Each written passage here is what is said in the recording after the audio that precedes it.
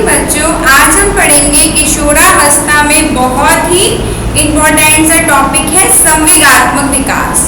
पिछले वीडियो में अपन ने देखा था किशोरावस्था में संज्ञानात्मक विकास, कॉग्निटिव डेवलपमेंट, और इसमें अपन देखेंगे किशोरावस्था में संवेगात्मक विकास।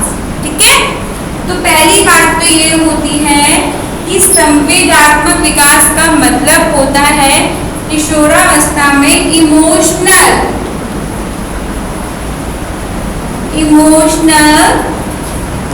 डेवलपमेंट।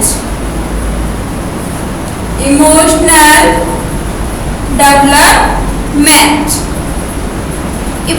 डेवलपमेंट का मतलब क्या होता है? संवेगों में होने वाला विकास। और संवेग कौन कौन से होते हैं? भय, प्रेम, क्रोध, घृणा, ईर्ष्या, जिज्ञासा, आकुलता और हर्ष।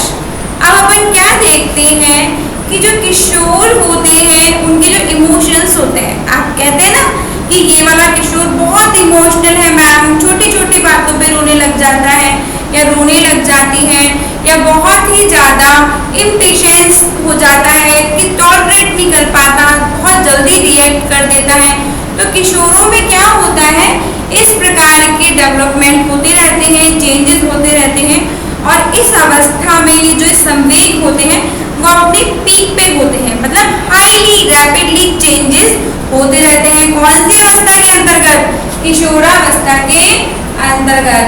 इसलिए किशोरावस्था में जो संवेग होते हैं वो कैसे होते हैं? तीव्र, अस्थिर। Very important point.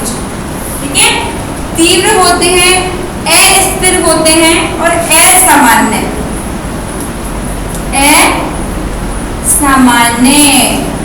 तीव्र का मतलब क्या होता है? जब बहुत ज्यादा इमोशंस में डूब जाता है बच्चा, जब क्रोध आता है तो बहुत हाईली उसको प्रेजेंट करते हैं, फटाफट से क्रोध आता है और फटाफट से बच्चा नॉर्मल हो जाता है, अपने इमोशंस को कंट्रोल कर नहीं पाता है और वो रिएक्ट कर देता है। चाहे वो क्रोध है तो क्रोध को बहुत बड़े लेवल पे एक्सट्रीमली ले जाते हैं, किसी से लड़ाई हो जाती है, मार पिटाई की स्टेज पे आ जाती है, क्योंकि वो ये समझ नहीं पाता है कि जो मैं अपनी संवेग प्रदर्शित कर रहा हूँ ये मेरे लिए हानिकारक है या फायदेमंद है।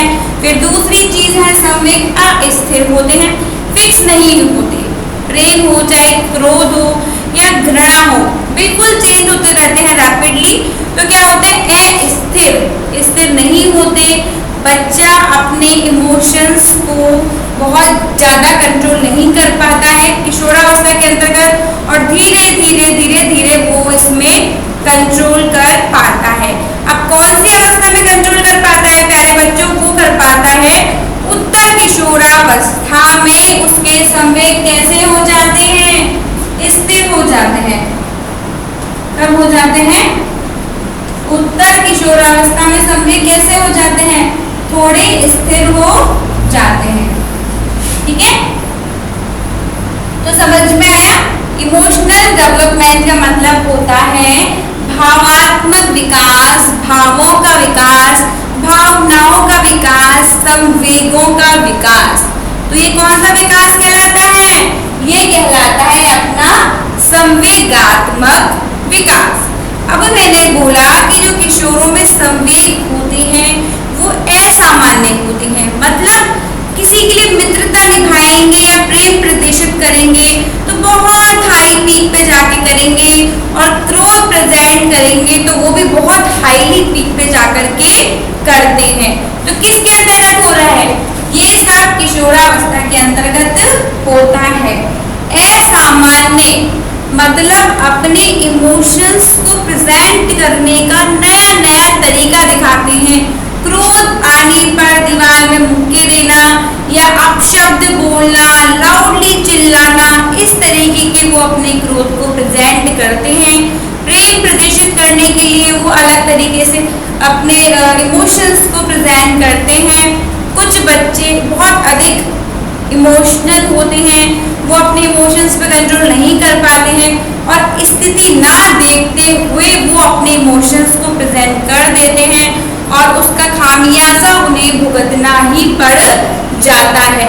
पर एक बात प्यारे बच्चों के 16 से 17 साल तक, मतलब 13 to 17, 16 तक अपन देखते हैं कि तीव्र बहुत संवेग हाईली होते हैं, विस्तृत होते हैं, पर धीरे धीरे धीरे बच्चा जैसे ही 17 से 21 की स्टेज में आता है, बच्चे का अपने इमोशंस पे कंट्रोल होने लग जाता है। उसके जो इमोशंस होते हैं वो थोड़े से स्थिर हो जाते हैं और वो उसके बारे में सोच करके ही प्रेजेंट कर पाता है। अब अपन आगे चलते हैं, एक बार इसको नोट डाउन कर लो। फिर ये आपको बोलता है प्यारे बच्चों नोट्स बनाओ, नोट डाउन करो। फिर नेक्स्ट है अपना एक मनोवैज्ञानिक था, क्या नाम था उनका? मनोवैज्ञानिक जी का नाम था स्टेनले हॉल। क्या नाम था? Stanley hall. तो उन्होंने बोला था, स्टेनले हॉल ने बोला कि किशोरावस्था तनाव व तूफान की अवस्था है। कौन सी अवस्था है? तनाव व तूफान। तनाव और तूफान का मतलब क्या होता है? एकदम अपने इमोशंस को हाईली प्रेजेंट करते हैं, क्रोध भी आता है और स्ट्रेस भी रहता है, दुनिया भर की चिंता उनको ही लगी रहती है। ये भी मैंने आपको बताया था कि किशोरावस्था कौन सी अवस्था हो गई? तनाव व तूफान की अवस्था हो गई। ठीक है, तो इसको क्या बोलते हैं इंग्लिश में? स्ट्रेस एंड स्ट्रोम की एज। कौन सी? स्ट्रेस, मैंने पहले भी बताया था, I am also repeating here, and स्ट्रोम। Stress मतलब तनाव और स्ट्रोम मतलब तूफान। ठीक है, स्ट्रेस एवं स्ट्रोम की अवस्था हो गई। क्यों कहलाती है? ये भी प्यारे बच्चों देख लो, हार्मोनल परिवर्तन के कारण। हार्मोनल परिवर्तन, ठीक है, हार्मोनल जो चेंजेस होते हैं उसके कारण इस अवस्था को तनाव व तूफान की अवस्था भी कहा जाता है। अब आपकी बात समझ में आई कि बच्चा क्या होता है, अपनी इन इमोशंस में वो डूबा रहता है, उनके बारे में वो सोचता रहता है। कल्पना बाहुल्य की स्टेज होती है जिसमें वो कंटिन्यूस के बारे में विचार विमर्श करता रहता है। एक बार लिख लो कि हार्मोनल परिवर्तन के कारण किशोरावस्था को तनाव व तूफान की अवस्था कहते हैं। और ये बात किसने बोली है? तो प्यारे बच्चों ये बात मिस्टर स्टेनले हॉल जी ने बोली है। लिखो एक बार। अब सबसे पहले अपन कुछ इमोशंस हैं आपके, उनको समझते हैं। ठीक है, कुछ इमोशंस हैं जो किशोरावस्था में होते हैं और उसमें ही देखो भावात्मक विकास। तो इसमें पहला इमोशंस अपन ले लेते हैं क्रोध। क्या है? क्रोध। क्रोध का देसी बात तो आपको पता ही है, गुस्सा आना। किशोरावस्था में ये बहुत ही हाईली पॉइंट पे होता है, क्रोध आना। क्रोध आने पर बच्चे सामान्यतः अपशब्द बोलना या फिर टीका टिप्पणी करना, स्वयं को हानि पहुंचाना, ठीक है, या फिर बहुत ऐसी स्थितियों से स्वयं को अवगत कराना जो सामान्य नहीं होती। कई बार क्रोध में बच्चा स्वयं का भी नुकसान कर लेता है, क्योंकि वो कौन सी अवस्था में है? किशोर में। आप भी स्वयं को देखिए, आपको जब क्रोध आता है तो आप क्या करते हैं और आप उसको कैसे कंट्रोल करते हैं, ये बात भी सोचिए आप।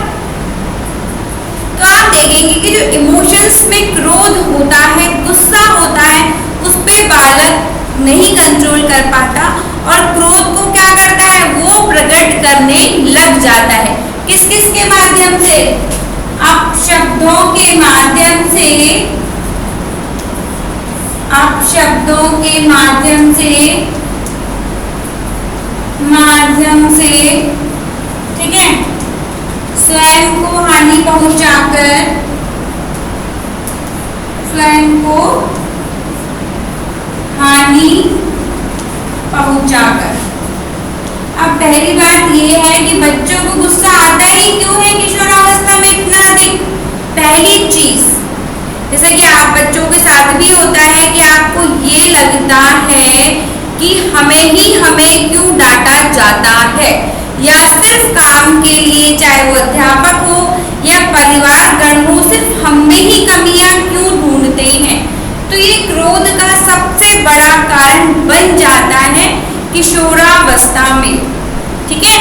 या फिर वो जिस वस्तु को प्राप्त करना चाहता है वह वस्तु से प्राप्त नहीं होती, तो ऐसी कंडीशन में बालक क्रोध करने लग जाता है, गुस्सा करने लग जाता है, गुस्से में वो तोड़ फोड़ की स्थिति, अपशब्द, ये सब प्रयोग में लेने लग जाता है, ठीक है। फिर क्या होता है प्यारे बच्चों, सामान्यतः आपने देखा होगा कि क्रोध के बहुत सारे रीजंस होते हैं, जिसमें क्या होता है कि बालक क्या करते हैं, कुछ बच्चे चिल्लाते हैं, चिल्लाकर क्रोध प्रकट करना, क्रोध प्रकट करना। क्रोध आ रहा है तो आप शाउट करके, चिल्ला के प्रेजेंट करते हैं। क्यों? क्योंकि क्रोध पे क्या नहीं होता है, नियंत्रण नहीं होता है।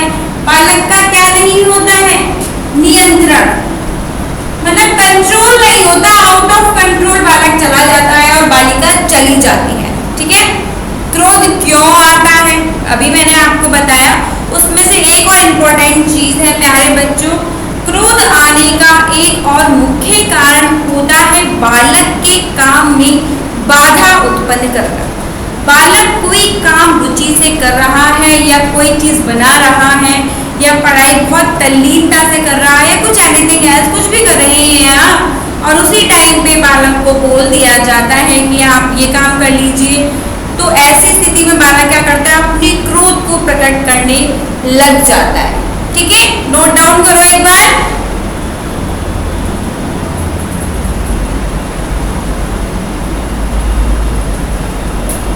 समझ में आया क्रोध? फिर नेक्स्ट आगे चलते हैं अपन। सेकंड है भय,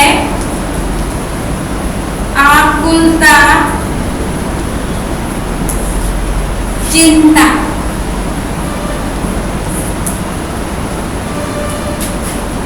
देखिए 3 इमोशंस मैंने आपके सामने लिखे हैं, भय, आकुलता और चिंता।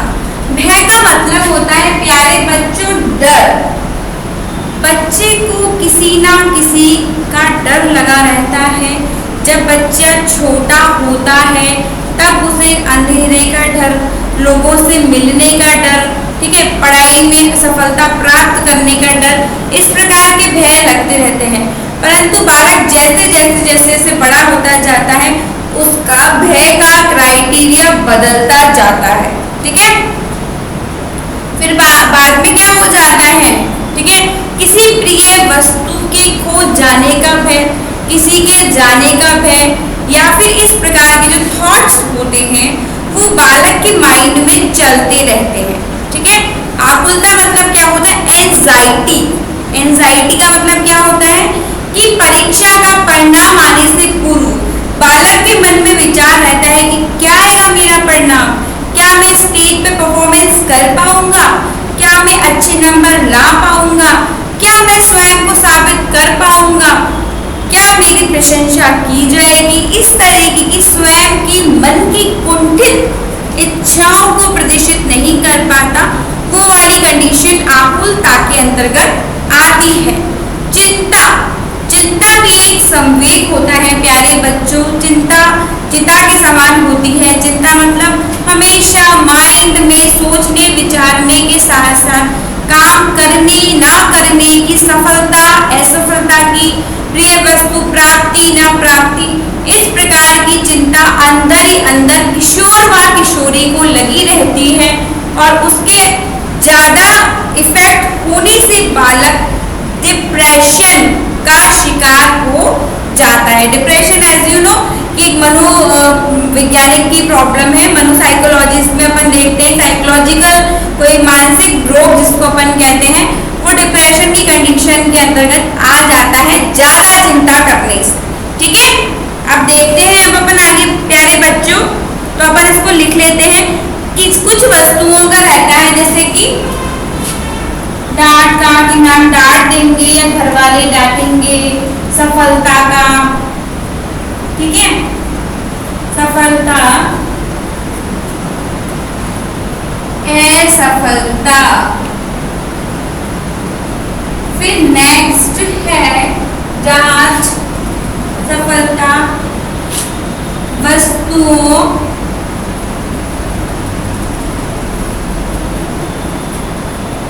वस्तुओं का भय, ठीक है, जानवरों का भय, ये भी एक टेरर होता है बच्चों में, सांप बिच्छू या किसी भी चीज से, शेर से डर लगता है, जानवरों का भय, ये सारे नॉर्मल से भय है जो कि किशोरावस्था के अंतर्गत हो जाते हैं। बाकी मैंने आपको बताया आकुलता है, आकुलता में कक्षा में प्रथम आनेगा, कक्षा में प्रथम आने, लक्ष्य को प्राप्ति, लक्ष्यों को प्राप्ति, लक्ष्यों को प्राप्ति। ठीक है, प्लीज इसको नोट डाउन कर लो प्यारे बच्चों और याद करो। वीडियो को जितनी बार देखोगे और जितना याद करोगे ना उतना ही ज्यादा वो माइंड में सेट हो जाएगा और जब वो परीक्षा में क्वेश्चन देके जाएगा तब आपको उसका 100% फायदा होगा। ठीक है, तो नोट डाउन करो, राइट डाउन।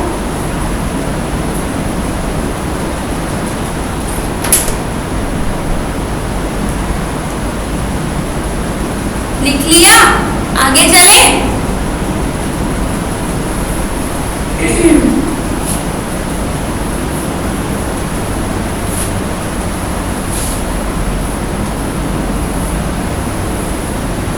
फिर नेक्स्ट संवेग है अपना ईर्ष्या। ईर्ष्या मतलब जेलसी। किशोरावस्था में बच्चों में जेलसी का जो लेवल देखा जाता है वो बहुत ही हाई पीक पर होता है। रीजंस क्या है? रीजंस बहुत ही हैं, सारे होते हैं। पहला रीजन तो यही होता है कि हमारे पास जो वस्तु है क्या वो हमारी वस्तु दूसरे के पास है नहीं है, तो इसके बारे में बालक सोचता ही सोचता है।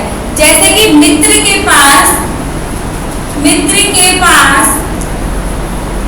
आपसे अधिक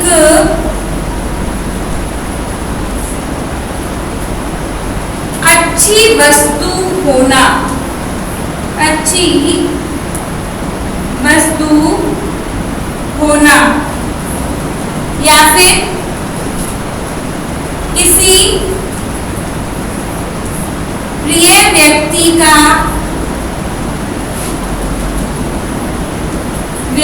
का साथ किसी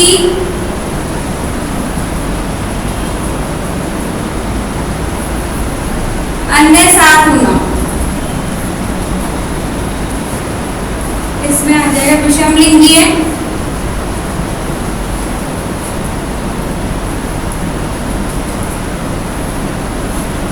ठीक है, लिखो एक बार।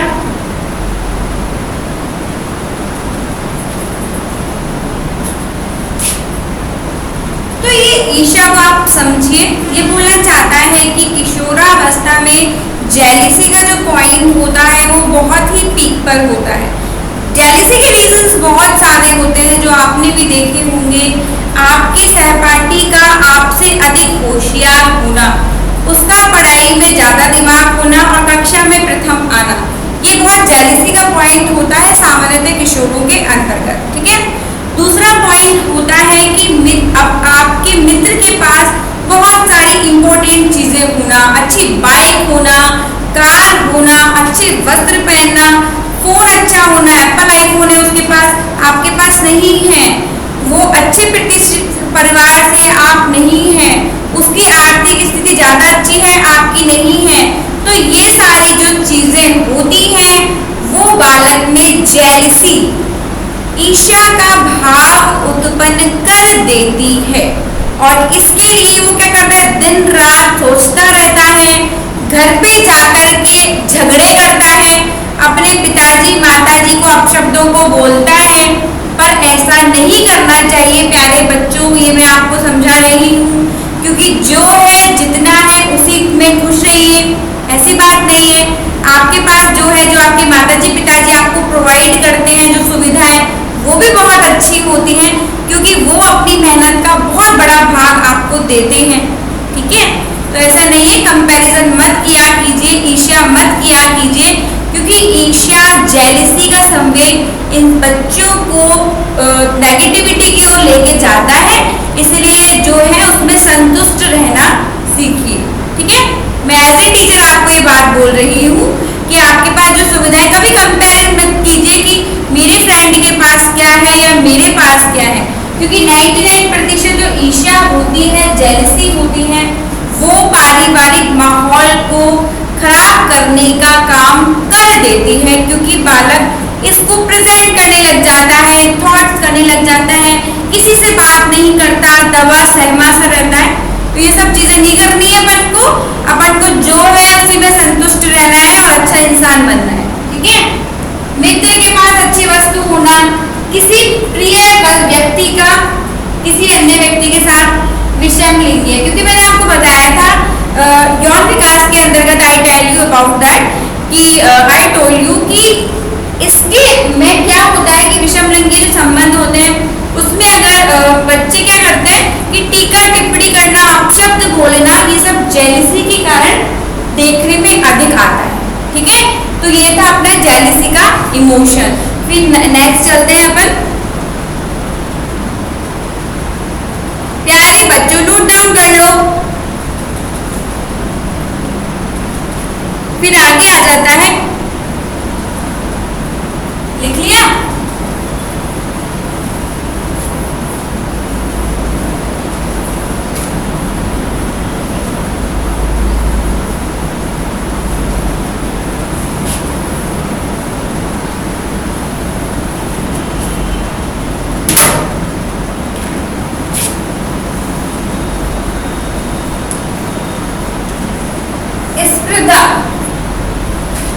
ईर्ष्या से व्यक्ति में स्पर्धा की भावना का जन्म होता है। आपका मित्र पढ़ाई में आपसे ज्यादा होशियार है, तो पहले आपने दिमाग में क्या कहा, सोचा, आपने उससे जेलसी रखी, और जेलसी रखने का परिणाम हुआ कि आपने क्या किया, कंपटीशन किया। स्पर्धा मतलब कंपटीशन, कि बच्चे आपस में कंपटीशन करते हैं। कंपटीशन हेल्दी भी होता है और नॉन हेल्दी भी होता है। हेल्दी का मतलब होता है कि पढ़ाई को लेकर के अच्छे अंकों की प्राप्ति के लिए अगर आप कंपटीशन कर रहे हैं तो ये बहुत ही फायदेमंद है आपके लिए। ठीक है। तो किशोरावस्था में क्या होता है, कक्षा में प्रथम आने का, कक्षा में प्रथम आने के लिए सहपाठियों, मतलब आपके साथ जो पढ़ने वाले बच्चे होते हैं उनसे आप क्या करते हैं, स्पर्धा करते हैं। सहपाठियों आने के लिए सहपाठियों के साथ स्पर्धा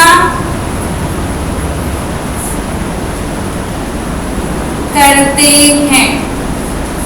स्पर्धा मतलब कंपटीशन करते हैं। फिर नेक्स्ट ये आपको बोलता है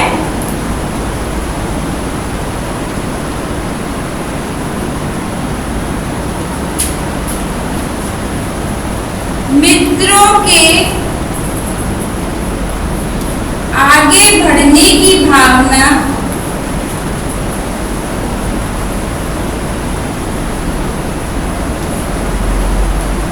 को लेकर स्पर्धा। किशोरावस्था में और कक्षा में आपने देखा भी होगा और मैंने भी कई बच्चों में देखा है, बच्चियों में देखा है कि क्लास में क्या करते हैं, वो कंपटीशन करते हैं, स्पर्धा करते हैं। क्या करने के लिए? सबसे ज्यादा मित्रों में आगे आने की भावना, मतलब ये देखते हैं कि कौन ज्यादा फेमस है। इसको लेकर के भी बच्चे क्या करते हैं, कंपटीशन करते हैं। इसके लिए वो तरह तरह के ऐसे तरीके अपनाते हैं ताकि वो स्वयं को प्रेजेंट कर पाए कि हम दूसरे से ज्यादा बेटर हैं। ठीक है, पर ऐसा नहीं करना चाहिए। हमेशा बच्चों ध्यान रखो, प्यारे बच्चों, स्पर्धा करो, आप पढ़ाई में स्पर्धा करो। ठीक है, और दूसरी चीज आर्थिक सामाजिक स्थिति को लेकर, आर्थिक सामाजिक स्थिति को लेकर हमारी स्थिति बहुत अच्छी नहीं है, परंतु देखिए हमारी स्थिति बहुत अच्छी नहीं है परंतु हमारे मित्र के पास जियोनी का फोन है। ठीक है, तो आप क्या करेंगे, आप वही फोन प्राप्त करने के लिए घर पे अपने माताजी पिताजी को कहेंगे और फिर स्वयं को दिखाने के लिए वो वस्तु लेके आएंगे। ठीक है, क्यों? क्योंकि आर्थिक स्थिति में भी क्या करना चाहते हैं, कंपटीशन करते हैं। बच्चा कहता है मैं भी अच्छे परिवार से हूँ, दूसरा बच्चा कहता है मैं भी अच्छे परिवार से हूँ। तो वो स्वयं को दिखाने के लिए और स्वयं के परिवार की आर्थिक व सामाजिक स्थिति को दिखाने के लिए तरह तरीके के स्टंट अपनाता है, तरीके अपनाता है, जो कि बिल्कुल भी गलत है। ठीक है, बिल्कुल भी सही नहीं होते, सारे गलत होते हैं। मैं तो ये कहती हूँ, जो मैं हमेशा से कहती हूँ कि आर्थिक सामाजिक स्थिति के अनुरूप ही बच्चे को व्यवहार करना चाहिए। इससे स्पर्धा मत करो। स्पर्धा करनी है तो पढ़ाई में करो, स्वयं की प्रतिभाओं को दिखाने में करो, वो है कंपटीशन का फील्ड। ये नहीं है कि आर्थिक सामाजिक स्थिति के अंतर्गत आप ऐसी वस्तुओं की चाह कर रहे हैं कि बाइक हाइक ले रहे हैं। क्या सेंस है? कोई सेंस नहीं। ठीक है, तो कंपटीशन करें तो हेल्दी करें, कक्षा में प्रथम आने का करें, अच्छी परसेंटेज बनाने का करें। ठीक है, चलो नोट डाउन करो, आगे चलते हैं।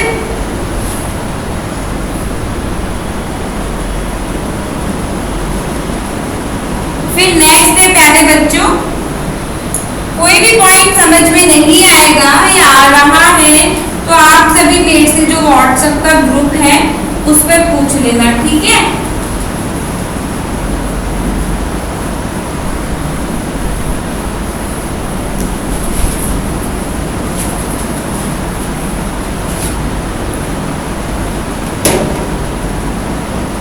फिर नेक्स्ट है अपना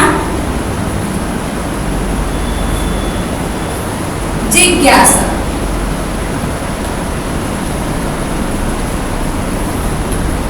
जिज्ञासा का संवेग क्या होता है? क्यूरोसिटी। किसी भी चीज के बारे में जानने की जो इच्छा होती है वो किशोरावस्था में अपने हाईली पॉइंट पे होती है। ठीक है, बच्चा हर चीज के बारे में जानना चाहता है और मैं कहती हूँ कि हर चीज के बारे में उसे बताना भी चाहिए ताकि उसकी जो सोचने समझने की जो एरिया होती है वो बिल्कुल सही दिशा में होना चाहिए। चाहे वो शिक्षक हो, चाहे वो माता पिता हो, चाहे वो उसके परिवारजन हो, बच्चे की क्यूरोसिटी जो जिज्ञासा का संवेग होता है उसके लिए उसको मदद करनी चाहिए। तो किशोरावस्था में जो जिज्ञासा होती है वो किसके रिगार्डिंग होती है? देखिए, नई चीजों के बारे में, नई वस्तुओं की जानकारी को लेकर, नई वस्तुओं की जानकारी को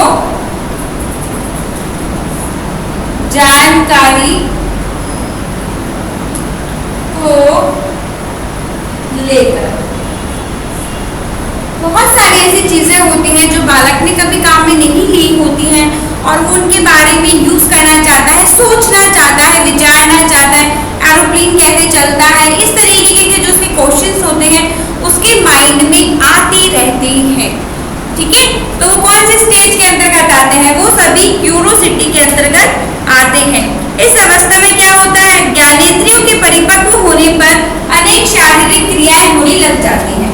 क्या होता है? ज्ञानेंद्रियों के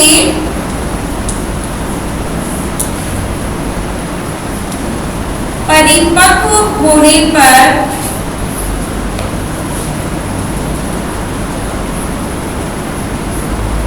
अनेक शारीरिक क्रियाएं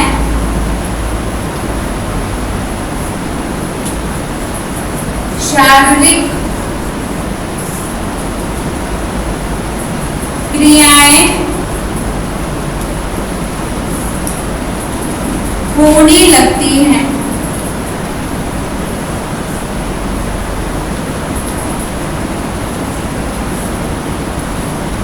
होने लगती है, जिसमें से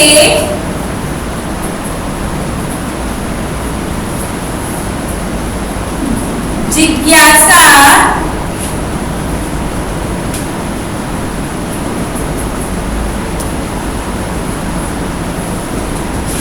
संवेग उत्पन्न होता है।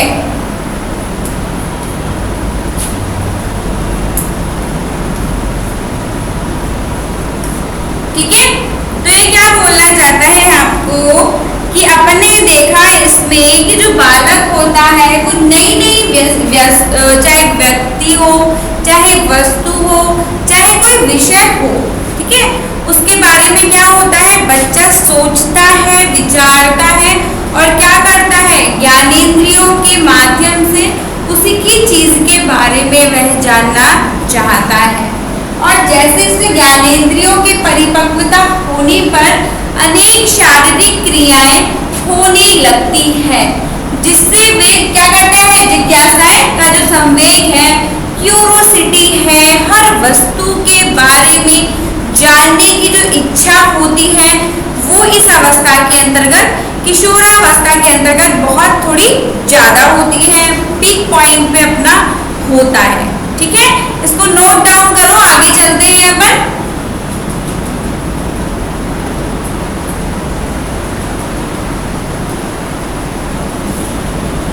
ठीक है,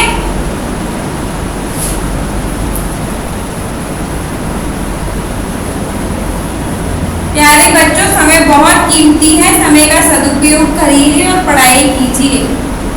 आपको जो ये वीडियोस प्रोवाइड किए जा रहे हैं उसका मुख्य उद्देश्य यही है कि आपको अपनी सुविधा के अनुसार जब भी आपको फोन उपलब्ध हो जाए, अपने पेरेंट्स का है ना, या आपका स्वयं का व्यक्तिगत है तो अच्छी बात है, तो उस टाइम पे आप ये वीडियो जो दिए जा रहे हैं इनको ओपन करो, इनको देखो, कॉपी पे नोट डाउन करो, याद करो, मनन करो।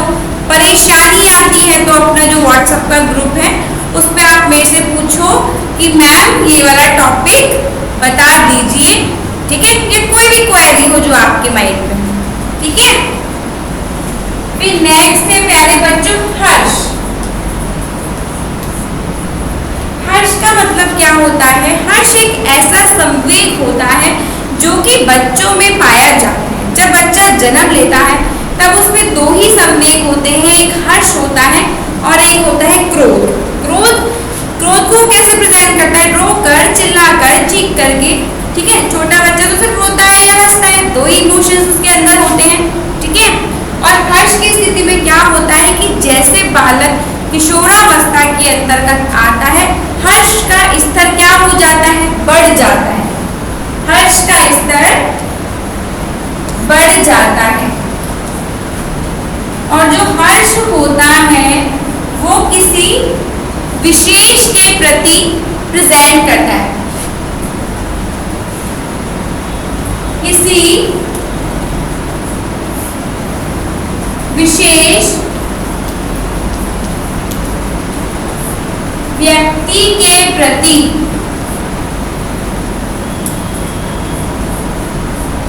प्रेम भाव के द्वारा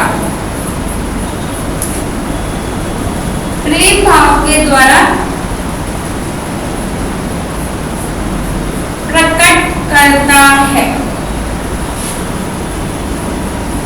हर्ष की अनुभूति होने पर किशोर हंसता है, खिलखिलाता है, बैठे बैठे अपनी यादों में भ्रमण करता रहता है। ठीक है, तो वो हर्ष में क्या होता है, खुशी मिलती है।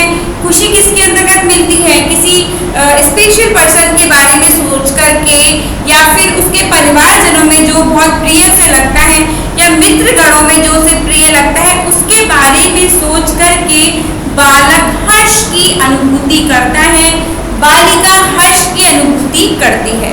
किशोरावस्था के अंतर्गत जो पूर्व किशोरावस्था होती है, 13 से 16 वर्ष तक की अवस्था, उसमें वो अपने हर्ष को प्रेजेंट करने के लिए विभिन्न तरीके के साधनों को अपनाता है। वो अस्थिर स्थितियों को देखकर भी हर्ष को प्रेजेंट कर देता है।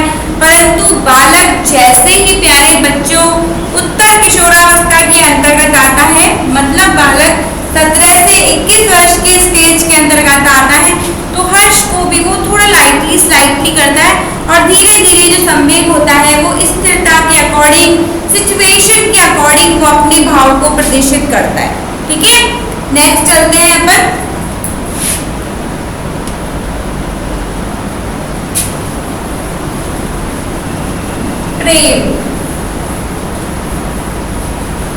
प्रेम की अपन बात करते हैं तो ये भी एक इमोशंस होता है। प्रेम का जो संवेग होता है, फिर अपन ले लेते हैं प्यारे बच्चों घृणा।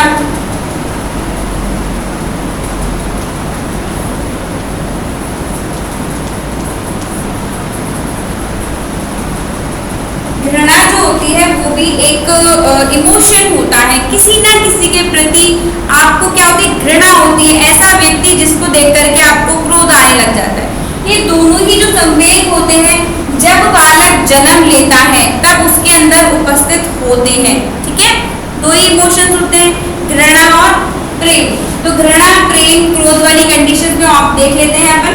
तो अपन ने इसके अंतर्गत देखा कि बालक के में किशोरावस्था के अंतर्गत प्रेम जो होता है वो प्रिय व्यक्ति के प्रति, अब प्रिय व्यक्ति तो कोई भी हो सकता है, चाहे वो बहुत अच्छा मित्र हो, परिवारजन हो, या कोई भी हो सकता है। ठीक है, तो प्रिय व्यक्ति के प्रति क्या होता है, बालक अपने या बालिका अपने प्रेम के संवेग को प्रदर्शित करती है। कई बार तो ऐसे ऐसे साधन अपनाते हैं जो असामान्य होते हैं। ठीक है, कुछ अलग तरीके से वो स्वयं को प्रेजेंट करना चाहते हैं, उसमें वो सृजनात्मकता लाते हैं, इमोशंस को प्रेजेंट करने के लिए कलात्मकता लाते हैं। ठीक है, परंतु घृणा के अंतर्गत अपन देखते हैं नफरत। किशोरावस्था में नफरत उन बच्चों में आपस में हो जाती है जिनकी आर्थिक व सामाजिक स्थिति एक सी नहीं होती है। ठीक है, या तो बच्चा अपने परिवारजनों को कह करके वो चीज को प्राप्त कर लेता है, और उसकी स्थिति बिल्कुल भी वैसे प्राप्त करने की नहीं होती है, तो वो अपने उस मित्रगण से, या कह सकते हैं सहपाठी से, या जो भी जना है उससे क्या करने लग जाता है, नफरत करने लग जाता है।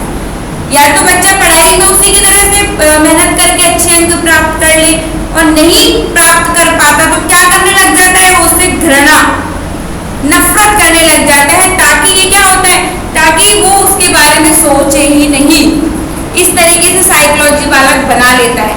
ठीक है, तो इसमें घृणा करने में हम ले सकते हैं पढ़ाई में असफलता होने पर, पढ़ाई में सफलता, या फिर कोई व्यक्ति अप्रिय लगता, प्रिय ही नहीं लगता वो व्यक्ति, अप्रिय लगता है, तो उससे क्या हो जाती है, नफरत, घृणा। किसी व्यक्ति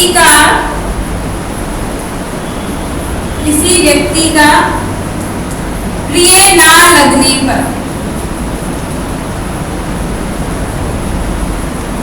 जो व्यक्ति प्रिय नहीं लगता वो क्या लगने लग जाता है, प्रिय है तो क्या हो जाती है, घृणा हो जाती है। तो प्यारे बच्चों, अब आप समझिए इस बात को कि मैंने आपको बताया इमोशंस डेवलपमेंट वाला जो ये टॉपिक है, इस पे क्वेश्चन आता है और आ चुका भी है। अभी आया था रिसेंट में कि भय, आकुलता और चिंता में अंतर स्पष्ट करिए। 2 नंबर में वो आपको क्वेश्चन दे देता है। अब क्वेश्चन कैसे बनेगा वो देख लो आप, कि किशोरावस्था में होने वाले विभिन्न संवेगों को विस्तार पूर्वक समझाइए। ठीक है, या किशोरावस्था में संवेगात्मक विकास को समझाइए, या किशोरावस्था सांवेगिक अस्थिरता की अवस्था है, समझाइए। या फिर वो आपको पूछ सकता है ईर्ष्या से क्या तात्पर्य होता है। ठीक है, या फिर वो आपको पूछ सकता है किशोरावस्था में क्रोध का स्तर क्या होता है। तो ये जो जनरल मैंने आपको बोले ना, ये सारे क्वेश्चन आपको बोर्ड के पेपर में एज इट इज मिल सकते हैं। ठीक है, तो एक बात ध्यान रख लो, बहुत इंपॉर्टेंट टॉपिक है और ये आपको दे जाता है। अगर वो बोले आपको कि सारे संवेग बताने हैं, तो जितने 8 के 8 समझाए हैं आपको लिख के आनी है, एक्सप्लेन लिखना है, तब वो आपको जाके 5 नंबर देगा। ठीक है, अगर वो बेसिकली आपसे पूछ रहा है पर्टिकुलर टॉपिक वाइज, तो 2 नंबर का क्वेश्चन आपका आता है इसके अंदर। ठीक है, तो ये बहुत इंपॉर्टेंट सा वीडियो था, इसको पढ़िए, समझिए, और परेशानी आती है तो मेरे से पूछिए और इसको नोट डाउन कीजिए। चलो बच्चों, थैंक यू सो मच। फिर अपन मिलते हैं नए वीडियो के साथ। पढ़ाई जारी रखिए और अच्छे अंक प्राप्त करिए, और पढ़ाई कीजिए और पढ़ाई कीजिए। ठीक है, अध्ययन है, अभी बहुत टाइम है, इसको टाइम की वैल्यू समझिए और याद कीजिए, समझिए।